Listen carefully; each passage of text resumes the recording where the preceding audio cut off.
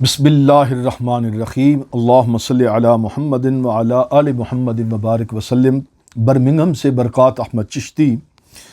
آپ کی خدمت میں حاضر ہے۔ فیس بک پر ان دنوں ایک چرچا ہے باغ فدق کے حوالے سے۔ ایک خاص موضوع ہے امت مسلمہ کے اندر، یہ ایک متنازع اختلافی مسئلہ ہے جو سنی اور شیعہ کے درمیان ایک معرکۃ الآراء، ایک اختلافی مسئلہ موجود ہے۔ اس میں اہل سنت و جماعت کی ایک اپنا موقف، اپنی رائے ہے، اپنا عقیدہ ہے، اپنا نظریہ ہے، جس نظریے کی حسن اور خوبصورتی یہ ہے کہ اس میں تنقیص صحابہ بھی نہ ہو اور تنقیص اہل بیت اطہار بھی نہ ہو۔ اور اس سلسلہ میں بہت نامور قسم کے علماء مشائخ نے کام بھی کیا، ان کی کتابیں بھی موجود ہیں، عربی میں، فارسی میں، اردو میں۔ اس کی تاریخ کے اندر بہت سے ہمیں مختلف کلام اس حوالے سے تحقیقی کتابیں ملتی ہیں۔ ماضی قریب کے اندر ایک سب سے بہترین مختصر متن کے طور پر ایک کتاب جو میرے حضرت اعلیٰ پیر سیدنا مہر علی شاہ رحمۃ اللہ تعالی علیہ آپ کی معروف اور مشہور زمانہ کتاب ہے تصفیہ ما بین سنی و شیعہ، جس میں آپ نے چند صفحات اس موضوع کی نظر بھی آپ نے فرمائے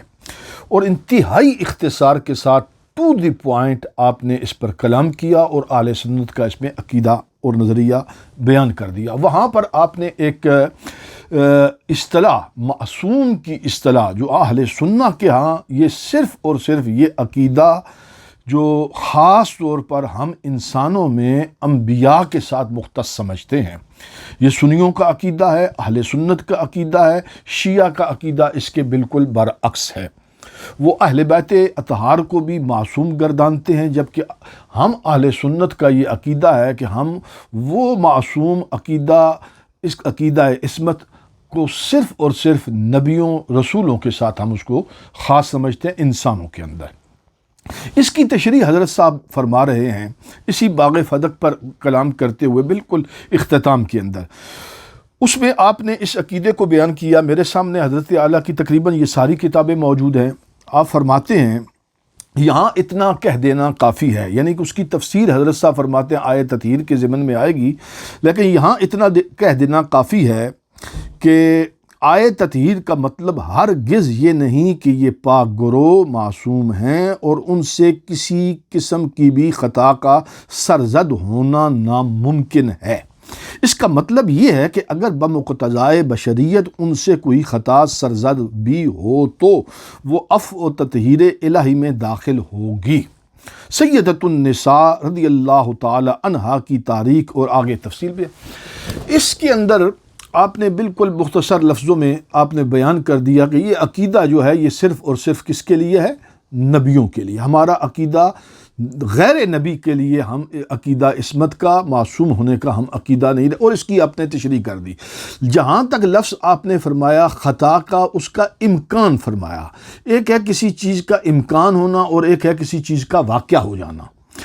یہاں پر مولانا اشرف جلالی صاحب نے جو یہاں پر خیانت کی ہے، اپنی طرف سے انہوں نے کہا کہ مائی صاحبہ سے، حضرت سیدہ زہرا پاک سے خطا ہوئی ہے۔ یہ بڑا ٹھوک بجا کر انہوں نے کہا کہ ان سے خطا ہوئی ہے۔ اب جب وہ یہ بیان فرما رہے تھے تو اس وقت گویا کہ یہ محسوس ہوا کہ یہ لفظ شاید حضرت اعلیٰ گولڑوی نے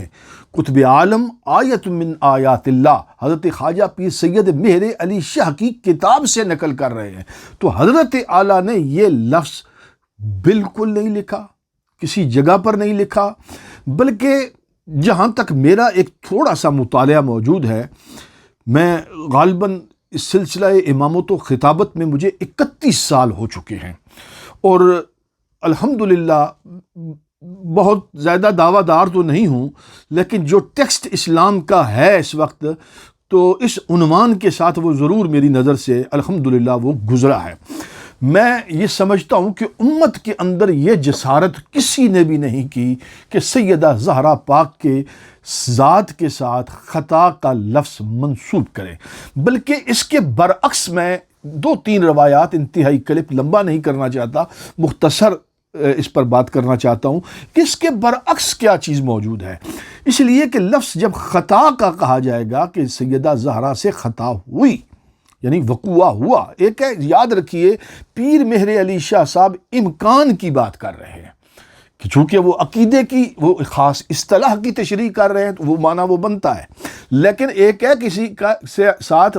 خطا کو وابستہ کرنا، منسوب کرنا اور یہ ثابت کرنا کہ ان سے وہ خطا ہوئی اور یہ نظریہ رکھنا کہ وہ خطا پر تھی، یہ دو بالکل مختلف چیزیں ہیں۔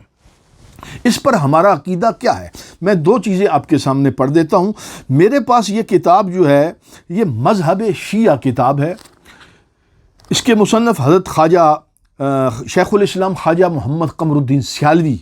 رحمۃ اللہ تعالیٰ علیہ ہیں، اور پھر اس کی جو شرح ہے مولانا محمد اشرف سیالوی صاحب نے اس کے اوپر حاشیہ اور اس کی مزید اس کے اوپر انہوں نے کلام کیا ہے۔ اب یہ دیکھیے انہوں نے جو اس پر جو روایات جمع کی ہیں، چونکہ یہ ایک تفصیلی مسئلہ ہے، اس کی بہت زیادہ تفصیل ہے، جتنے اس کے اوپر جتنے بھی اعتراضات مذہب شیعہ کی طرف سے ہیں، ہر ایک اعتراض کا جواب دیا گیا ہے سنی کی حیثیت سے، تاکہ تنقیص صحابہ بھی نہ ہو اور تنقیص اہل بیت اطہار بھی نہ ہو اور بات بھی بالکل واضح ہو۔ لیکن یہاں پر جو اس وقت مولانا اشرف جلالی صاحب سے متعلق بات ہے جو ان کی خدمت میں پیش کر رہا ہوں کہ آپ نے تو کہا کہ مائی صاحبہ سے خطا ہوئی، تو یہاں آپ سن لیجئے کہ ہمارا اس پر کیا، ہمارے اکابر کا، ہمارے بزرگوں کا نظریہ کیا تھا، یا آپ یوں کہیں کہ سنیوں کا اس پر کلام کیا ہے، یا وہ اس پر جب بات کرتے ہیں تو وہ کس انداز میں بات کرتے ہیں۔ دیکھیے حضرت زہرا کی حضرت علی المرتضیٰ پر ناراضگی، یہ ایک باب باندھا، پھر اس پر پوری تفصیل لکھی، پھر لکھ کر کہ یعنی وہ کہ حضرت سیدنا ابو بکر صدیق نے حضرت سیدہ زہرا کو راضی کر لیا، یہ ساری وہ روایات کا جواب دے رہے ہیں۔ یعنی یہ ہمارا نظریہ بالکل ایسا نہیں ہے کہ یہ کوئی وقوع ناراضگی والا بھی کوئی اس لیول پر ہوا کہ یہ جتنا ایک قصہ کہانی بنائی گئی اور اتنی عمارت کھڑی کی گئی، یہ تو میرا اپنا ذاتی ویسے، لیکن چونکہ روایات ہیں، اب روایات کو نقل کرنے کے بعد پھر نتیجہ کیا نکالتے ہیں، جس طرح مولانا اشرف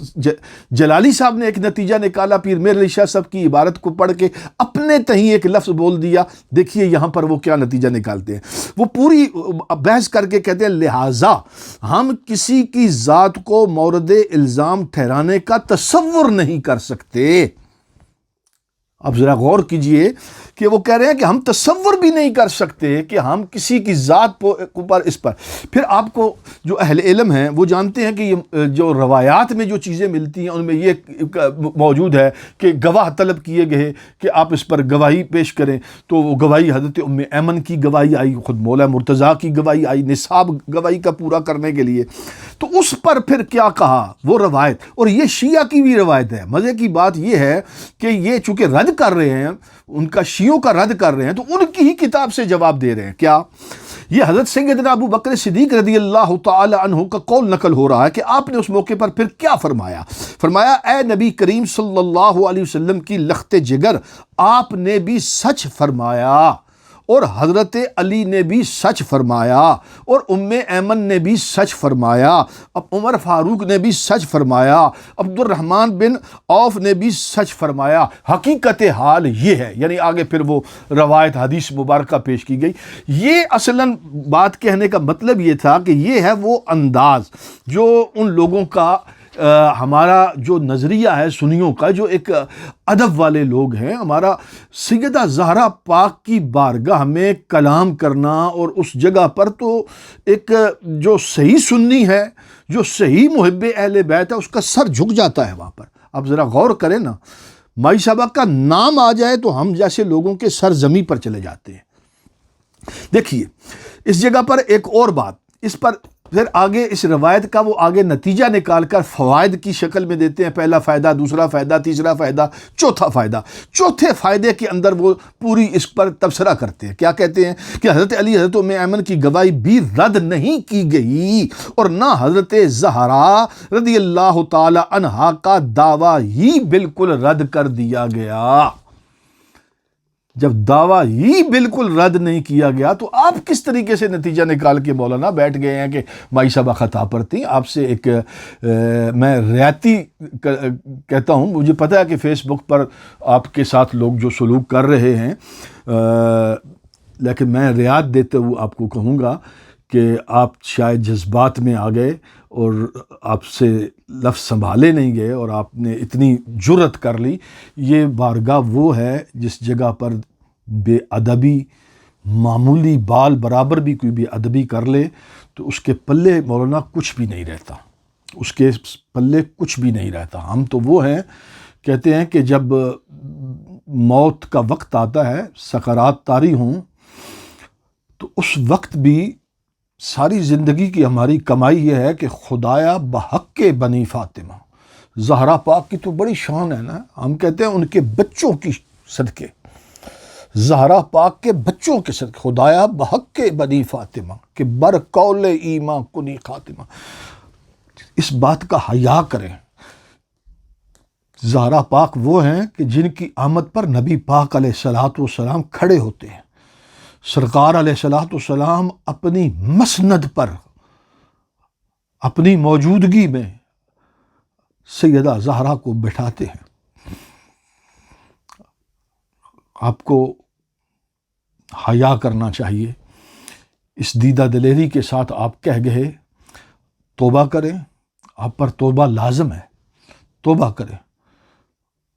آپ نے دل دکھایا ہے، امت مسلمہ کا دل دکھایا ہے. سیدہ زہرا پاک